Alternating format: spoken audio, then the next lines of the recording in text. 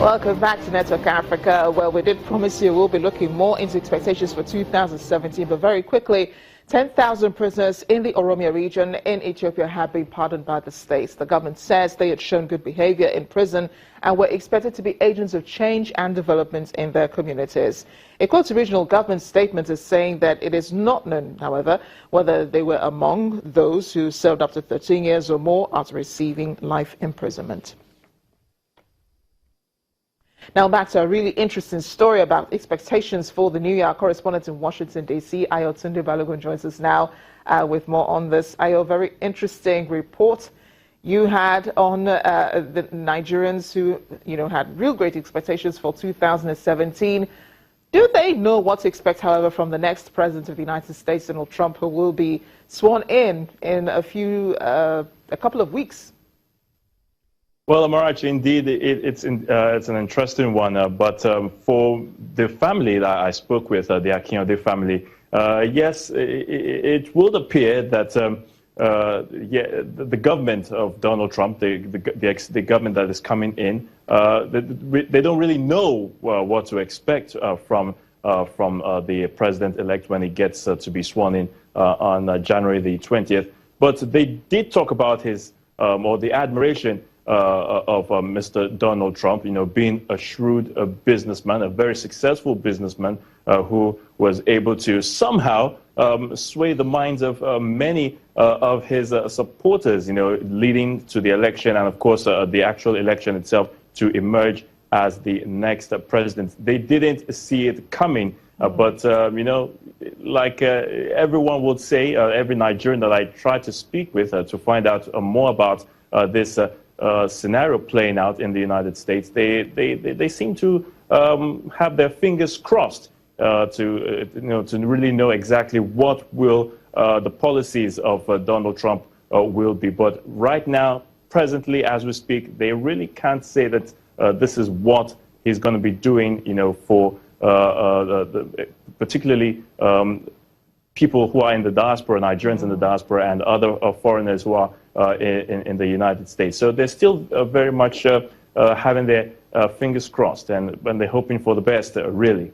Yeah, I can understand an air of uncertainty hanging over a Trump presidency. That's coming up in just a few weeks. But I know the Nigerians are very good at keeping their ears to the ground as concerns things on the continent. So are Nigerians in the United States also expected of their government here?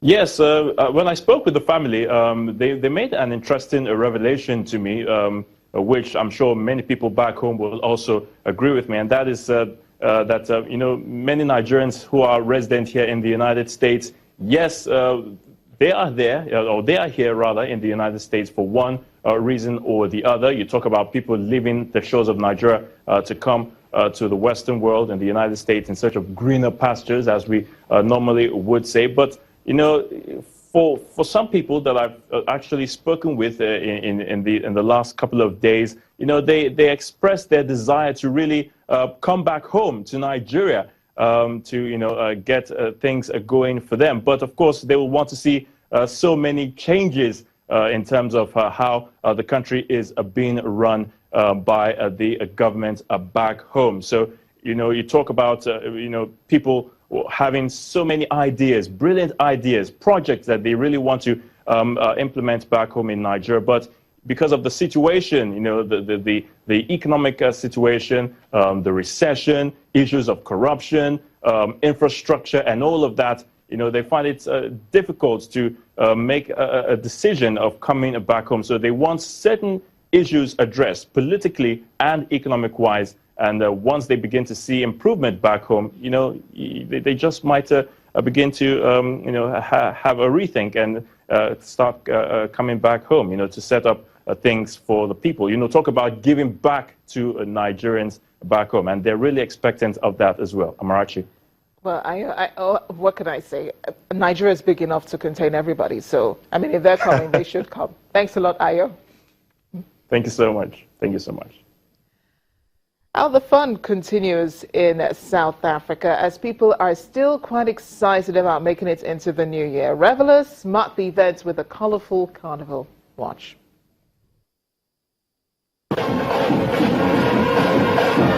During the march, musicians and dancers had their faces painted in white.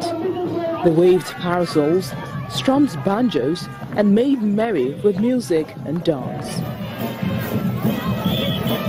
The event is called Kapsi Klopsi, a New Year's minstrel carnival, also known as the Second New Year Street Parade.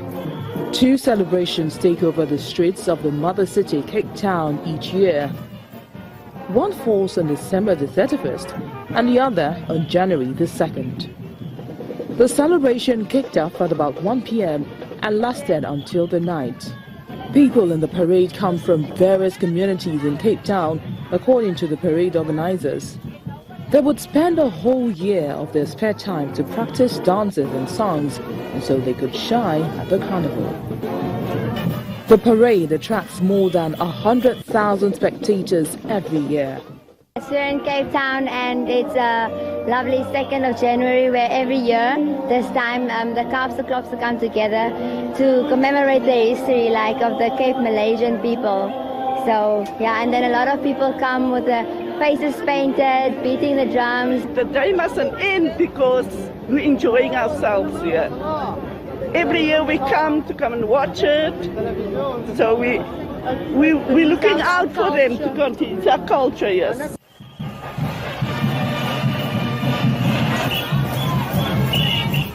Each year, Cape Town partners with various minstrel groups to put on a dazzling show for Cape Townians and tourists alike.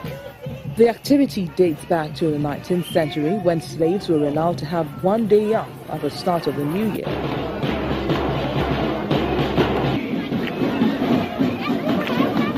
They would dress up as minstrels, dance and sing in the streets to celebrate New Year and to show protest against their rulers. The parade is an important cultural icon of Cape Town.